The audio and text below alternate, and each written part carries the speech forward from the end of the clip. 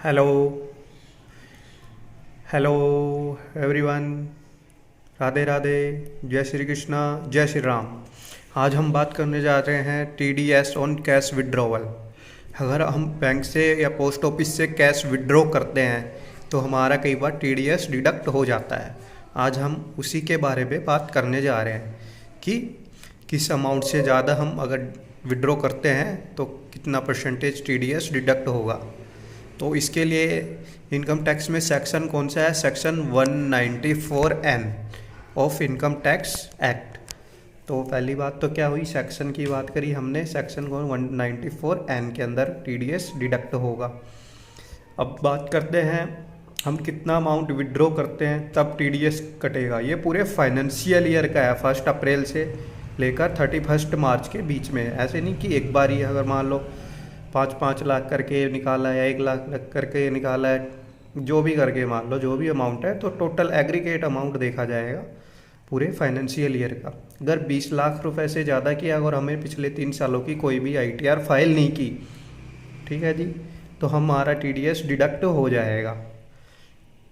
ठीक है जी। और हमने रिटर्न फाइल की हुई है पिछले लास्ट 3 ईयर में, तो हमारा क्या होगा, लिमिट क्या हो जाएगी, 1 करोड़ की, 1 CR।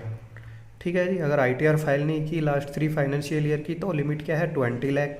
अगर फाइल की है तो क्या होगी, 1 CR लिमिट हो जाएगी जी। Who deduct TDS on withdrawal. अब टीडीएस कौन डिडक्ट करेगा हमारा, तो ये तो जहाँ से हम विड्रॉ करेंगे तो कहाँ से, किन किन पे एप्लीकेबल है, बैंक से, पब्लिक है या प्राइवेट बैंक है, चाहे SBI है चाहे HDFC है, कोऑपरेटिव है, पोस्ट ऑफिस है। अगर हम यहाँ से अपना कैश विड्रॉ करते हैं स्पेसिफाइड लिमिट से ज़्यादा तो क्या हो जाएगा, हमारा टीडीएस डिडक्ट होगा जी।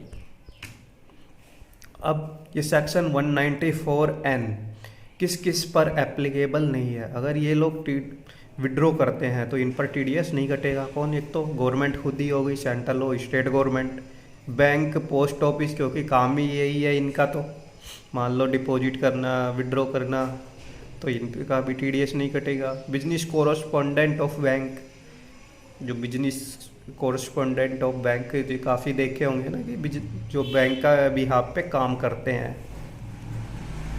White label ATM operator of bank, जो ATM ऑपरेटर हैं वाइट लेबल। ठीक है जी। सेंट्रल गवर्नमेंट स्पेसिफाई एजेंट है कोई, ट्रेडर है कोई, जो ऑपरेटिंग काम करता है अंडर APMC। किसके अंडर काम करता है? APMC के अंडर। मनी चेंजर एजेंट है कोई जिसके पास RBI का लाइसेंस है। Any other notified by the government, या गवर्नमेंट ने कोई और भी नोटिफाई किया है, तो ये अगर ये लोग विड्रॉ करते हैं तो इन पर टीडीएस नहीं कटेगा। ठीक है जी। अब रेट ऑफ टीडीएस क्या होगी, अगर हमने आईटीआर फाइल नहीं की, 2 केस थे, और एक आईटीआर फाइल की है। आईटीआर फाइल नहीं की तो क्या होगा जी, 20 लाख की लिमिट थी और 20 लाख से ज़्यादा हमने विड्रॉ कर लिया तो कितना होगा, 2% डिडक्ट होगा। 20 लाख से 1 करोड़ तक के क्या होगा, 2%। और हमने आईटीआर भी फाइल नहीं की और 1 करोड़ से ज़्यादा विड्रॉ कर लिया एक फाइनेंशियल ईयर में, तो हमारा टीडीएस कितना डिडक्ट होगा जी, 5%। कितना होगा, 5%। और अगर हमने आईटीआर फाइल किया है पिछले 3 फाइनेंशियल ईयर में तो हमारा टीडीएस कितना कटेगा जी, लिमिट क्या थी, 1 करोड़। उस पर ऊपर क्या टीडीएस कटेगा जी, विड्रॉ करते हैं तो उससे ज़्यादा तो 2% हमारा टीडीएस डिडक्ट होगा। तो ये बैंक हमारा टीडीएस डिडक्ट करेगा और इनकम टैक्स डिपार्टमेंट के पास क्या करेगा, डिपॉजिट करेगा। अगर हम फिर next year ITR PAN number दे रखा है बैंक में और आईटीआर में हमारे यहाँ शो कर देगा, हम फाइल करके रिफ़ंड भी ले सकते हैं जी।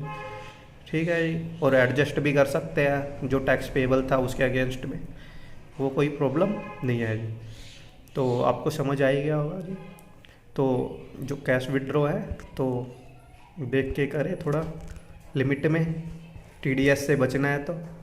और जो जिन्होंने अपनी आईटीआर फाइल नहीं की है टाइमली, वो अपनी आईटीआर भी फाइल कर ले, जिससे नहीं तो क्या होगा जी, 20 लाख से ज़्यादा अगर विड्रॉ कर रहे हो तो टीडीएस डिडक्ट हो जाएगा।